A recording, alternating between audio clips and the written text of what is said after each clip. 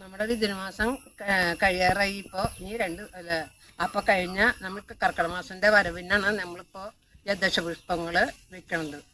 എല്ലാ ദശപുഷ്പങ്ങളും നമ്മൾ പൂജാമുറിയിൽ കൊണ്ടുപോയി വെച്ച് ഇന്ന് വിളക്ക് കൊളുത്തി അവിടെ ദേവിക്ക് പൂജിക്കുകയൊക്കെ ചെയ്യണം. പിന്നെ നമ്മൾ കറുക, കുറ്റി ഇതൊക്കെ നമ്മൾ തലയിൽ ചൂടുക. പിന്നെ സുമംഗലികളായിട്ടുള്ള ആൾക്കാരൊക്കെ കുറ്റിച്ചാന്ത് തൊടുക. ഇതൊക്കെയാണ് കർക്കിടക മാസത്തിലെ പ്രത്യേകമായിട്ട് വിശേഷങ്ങൾ. അപ്പോൾ ഞങ്ങൾ ദശപുഷ്പം പൊട്ടിക്കാനായിട്ടാണ് ഇപ്പോൾ വന്നിരിക്കുന്നത്. ഇനി പൊട്ടിക്കാം.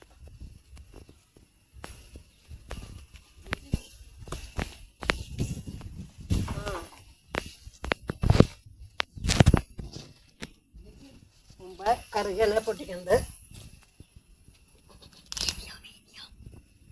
ഇത് ശിവന് ഏറ്റവും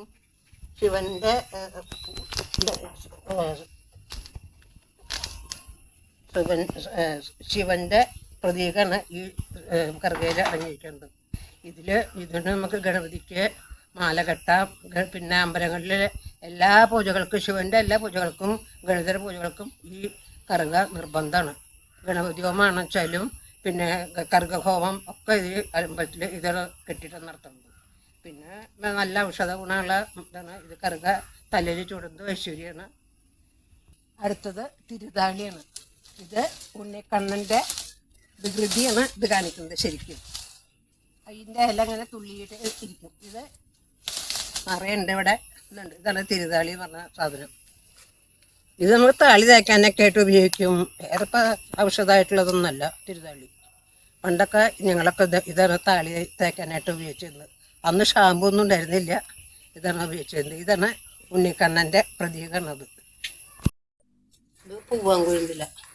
ഇതും ദേവിയുടെ ഇതാണ്. ദശപുഷ്പത്തിൽ ദേവിയുടെയൊക്കെയാണ് തന്നെ പ്രധാനം. പൂവാങ്കുഴന്തില. ഇത് കൺമഷി ഉണ്ടാക്കാനൊക്കെ ഇതിൻ്റെ നീരാണ് ഉപയോഗിക്കുക. പിന്നെ കണ്ണിൽ വല്ല അസുഖമൊക്കെ ഉണ്ടെങ്കിൽ ഇതിൻ്റെ ഇല നല്ലോണം കഴുകി തുണിയിൽ കെട്ടി അതിന് നീര് ഒഴിച്ചിട്ടുണ്ടെങ്കിൽ ഏറ്റവും നല്ലതാണത് കണ്ണിന്. ഇത് കഞ്ഞുണ്ണി. ഇത് ഒരു ഔഷധ ഗുണമുള്ളതാണ്. എണ്ണ കാച്ചാൻ, ഇങ്ങനെ താല്പര്യം എല്ലാ ആയുർവേദ എണ്ണയിലും കഞ്ഞുണ്ണി ചെയ്യുന്നത് മുടിക്ക് നല്ലതാണ്. മുടി നല്ലോണം കറക്കാനും നീളം വയ്ക്കാനും എല്ലായിട്ടും നല്ലതാണ് കഞ്ഞുണ്ണി. ഇത് നെൽപ്പന. ഇതും ദശപുഷ്പത്തിൽ പെട്ടിട്ടുള്ള ചെടിയാണത്.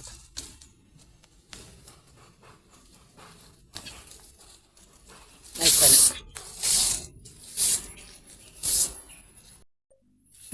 ഇതാണ് കൃഷ്ണക്രാന്തി എന്ന് പറഞ്ഞ ചെടി. ഇത് വിഷ്ണു ഭഗവാന്റെ പ്രതീകമാണ്. അതിൽ നീല പൂവാണ് ഉണ്ടാവുക. ഇതാണ് വിഷ്ണുവിൻ്റെ. ഇതാണ് ചെറുള. അത് ഇങ്ങനെ പൂവുണ്ടാവും തമ്മിൽ. ഇത് ഔഷധമാണ്. കഷായങ്ങൾക്കും എല്ലാറ്റിനും ഇത് ഉപയോഗിക്കും. പിന്നെ നമ്മൾ മരണാതക്രികൾക്കൊക്കെ ഇതിൻ്റെ ഇതാണ് ഉപയോഗിക്കുന്നത്. ഇത് യമൻ്റെ ചെടി ഇതാണ് പ്രതീകമാണ് പറയുന്നത്. ഇത് കഷായങ്ങൾക്ക് ഇതിൻ്റെ വേര് കഷായങ്ങൾക്ക് ആയുർവേദ മരുന്നിൻ്റെ പ്രത്യേകമാണ് ചെറുള പേര്. ഇതാണ് മുക്കുറ്റി. ഇത് ദേവിയുടെയാണ്. ഇത് ഐശ്വര്യത്തിൻ്റെ വീട്ടിലേക്ക് കൊണ്ടുവരുന്ന സാധനം. ഇതും അതെ ഗണപതി ഹോമം അങ്ങനെയുള്ള സാധനങ്ങൾക്കൊക്കെ അമ്പലങ്ങളിൽ ഹോമിക്കാറുണ്ട് ഈ ചെടി. ഇത് കർക്കിടക മാസത്തിലെ സുമംഗലികൾ ഇതിൻ്റെ ഇല എടുത്തിട്ട് നമ്മൾ കയ്യിൽ ഞെരടി അതിൻ്റെ നീരെടുത്തിട്ട് തുടർന്ന് അവർക്ക് നല്ല ദീർഘ സുമംഗലികൾക്ക് നല്ലതാണത്. എല്ലാവർക്കും നല്ലതാണ്, അവർക്ക് പ്രത്യേകം. പിന്നെ ഇതിൻ്റെ ഇല ഇത് ചൂടും ചെയ്യുക. ദശപുഷ്പം മുഴുവനും ദിവസേന ചൂടണമെന്നാണ് പറയുക. അതൊക്കെ അപ്പോൾ എല്ലാവർക്കും വിചാരിക്കാൻ പറ്റില്ല. നല്ല കിട്ടണം നമ്മൾ ചൂട്, അത്രയേ ഉള്ളൂ.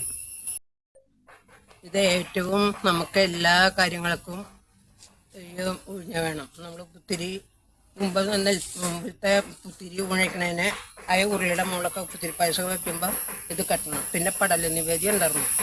കർക്കിടക മാസത്തിൽ കെട്ട് നിറച്ച് പടൽ നേരിക്കും. അതിലത് ഏറ്റവും നല്ല ഒരു ഇതായിട്ടുള്ള കാര്യം ഇതാണ്. ആല്, മാവ്, ലാവ്, അങ്ങനെ നാൽപ്പാമരം അതൊക്കെ പോയിട്ടുള്ളൊരു അതിൽ ഈ ഉഴിഞ്ഞ പ്രധാനമാണ്. ഇതിന് മോക്ഷമി, മൊയൽച്ചെവി എന്നും പറയും. ഇതും ദേവിയുടെ പ്രതീകമാണത്. ദേവിയുടെ ചെടിയാണ് മോക്ഷമി. ഇതും ഐശ്വര്യങ്ങളെ വീട്ടിലേക്ക് കൊണ്ടുവരുന്ന ഒരു സസ്യമാണ്. ഇതൊക്കെയാണ് ദശപുഷ്പങ്ങൾ. ഇപ്പം നമ്മുടെ ദശപുഷ്പങ്ങൾ എല്ലാതുമായി. ഇനി ഇതിന്ന് കുറച്ചെടുത്തിട്ട് നമ്മൾ പെരയുടെ മുകളിൽ ചളി ഇങ്ങനെ ആക്കിയിട്ട് അതിൽ പൊത്തി വയ്ക്കും. അതിൽ ഏതാ തെളിയണ വെച്ചാൽ അതാണ് നമ്മുടെ നല്ല കാലം എന്നൊക്കെയാണ് പണ്ടത്തെ ആൾക്കാർ പറയുന്നത്. എനിക്കൊന്നും അതിന് അത്രയൊന്നും അറിയില്ല, എങ്ങനെയൊക്കെ അറിയാം.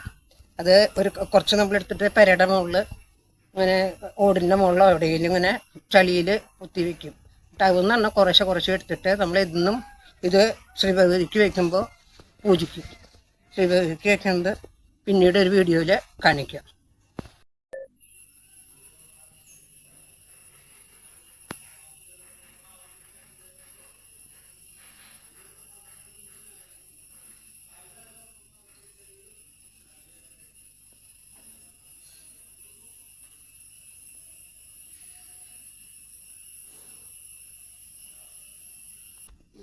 അങ്ങനെ ഞങ്ങള് ശ്രീഭഗവതിക്ക് വെക്കാനുള്ള പുറപ്പാടാണ്. നല്ല ഒരുക്കങ്ങളാണ് ഇവിടെ ഇരിക്കുന്നതൊക്കെ. മുമ്പ് ഒരു പലയെ വെച്ചു, അതിന് മുകളിൽ വായിക്കണ സ്റ്റാൻഡ് അത് വെച്ചു. പിന്നെ രാമായണം വെക്കണം, കണ്ണാടി വെക്കണം.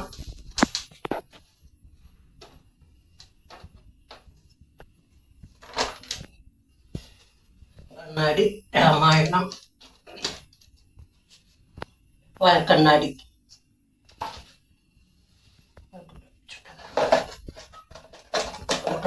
കണ്ണാടി ഭഗവതിയുടെ അടയാളമാണത്. ഇതാണ് ശ്രീ ഭഗവതിയുടെ മുദ്ര. അതും വെട്ടണം ഇവിടെ. അപ്പൊ ഭഗവതി നമ്മുടെ വീട്ടിലേക്ക് വന്നു. അതാണ് ഭഗവതി നമ്മുടെ വീട്ടിലേക്ക് എത്തിച്ചു. ഇനി മോൾക്ക് തൊടാനുള്ള ചാന്ത, ചെന്തൂരം, കൺമഷി, ചന്ദന അരച്ചത്, ദശപുഷ്പം.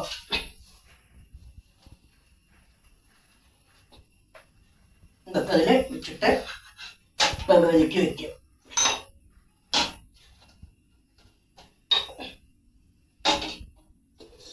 ഇതൊക്കെയാണ് ദേവിക്കുള്ള അലങ്കാരങ്ങൾ. ദശപുഷ്പം സാധനങ്ങളാണ്. കിണ്ടിയിൽ വെള്ളം നിറച്ച് വെക്കുക. പിന്നെ പാവാട വെക്കുക.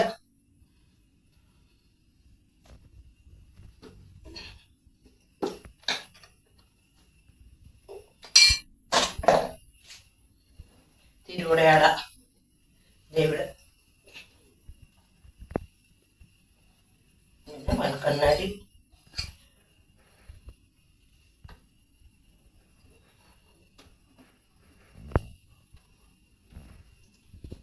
ഇത്ര മതി. എന്നിട്ട് എല്ലാ ദിവസവും വെളിച്ചാകുമ്പോൾ ദശപുഷ്പം വെക്കുക. ഇത് കിണ്ടിയൊക്കെ കഴുകുക. പുതിയ വിളക്കിൽ എണ്ണ തിരിയിട്ട് വെക്കുക. വിളക്ക് കൊളുത്തുക. ഈ ദശപുഷ്പം മാറ്റി വെക്കുക. ചന്ദനം മാറ്റി വെക്കുക. എന്നിട്ട് പൂജിക്കുക. തലേ ദിവസം വീടൊക്കെ വൃത്തിയാക്കി മുറ്റത്തെ പുല്ലൊക്കെ പറിച്ച് ചാണകവെള്ളം തളിച്ച് ഒക്കെ ഭഗവതിയെ വരവേൽക്കാനായിട്ട് വീടൊക്കെ വൃത്തിയാക്കി ഒരുക്കി വെക്കും. ആ സംക്രമം അവസാനിക്കുന്ന സമയത്താണ് നമ്മൾ ഭഗവതിയെ വീട്ടിലേക്ക് വെച്ചേക്കുന്നത്. അതിന് മുമ്പ് വീടിൻ്റെ അകത്ത് കിടന്നിട്ട് വീടിൻ്റെ ഇപ്പം ചുറ്റൂറുള്ള വൃത്തികേടും പിന്നെ വലിയ പൊട്ടിയ കലം അങ്ങനെയുള്ളതൊക്കെ ചെറിയ ചൂല് അതൊക്കെ ഇട്ടിട്ട് അതൊക്കെ ഉണ്ടെങ്കിൽ അതൊക്കെ ആദ്യമൊക്കെ പണിക്കാർ മിറ്റടിക്കുന്ന ആൾക്കാരത് കളഞ്ഞിരുന്നത്. ഇപ്പം അതിനൊന്നും ആരും ഇല്ല. എന്നാലും നമ്മുടെ ഇതിനെ വീടൊക്കെ അടച്ച് പൊട്ടി പുറത്ത് ശ്രീഭഗവതി അകത്ത് എന്ന് പറഞ്ഞിട്ട് ഞങ്ങൾ വാഴയുടെ കൈയെടുത്തിട്ട് ഇങ്ങനെ ഇതിൻ്റെ മുകളിൽ ഇങ്ങനെ തട്ടും. അങ്ങനെയാണ് പൊട്ടിയെ കളയുക. ക്ഷേത്രഭഗവതി പുറത്തും ശ്രീഭഗവതി അകത്തും. അതാണ് എൻ്റെ ഉദ്ദേശം. ഇതൊക്കെയാണ് ഞങ്ങളുടെ കർക്കിടക മാസത്തിലെ ചിട്ടകൾ. ഇനിയിപ്പോൾ വെളിച്ചാകുമ്പോൾ എന്നും കുളിച്ച് ദശപുഷ്പം ചൂടി അതേപോലെ മുക്കുറ്റി ചാന്ത് അങ്ങനെ കയ്യിലിട്ടിട്ട് ഇങ്ങനെ തിരക്കിയിട്ട് അതൊന്ന് ദേശം തൊടും, ചന്ദനം തൊടും. കണ്ണെഴുതണമെങ്കിൽ കണ്ണെഴുതാൻ പറ്റുന്ന ആൾക്കാർക്ക് കണ്ണെഴുതാം. അമ്പലത്തിൽ പോവുക, അങ്ങനെയുള്ള കാര്യങ്ങൾക്ക് അമ്പലത്തിൽ ഗണപതിഹോമോ പൂജകളോ എന്തൊക്കെ ചെയ്യാം. പിന്നെ രാമായണ മാസം എന്നും രാമായണം ചൊല്ലേണ്ടതാണല്ലോ. കാരണം രാമായണം വായിക്കാം. ഏറ്റവും നല്ലതാണ് വീട്ടിൻ്റെ ഐശ്വര്യത്തിന്. ഇത്ര മാത്രമേ എനിക്കത് പറയാനുള്ളൂ.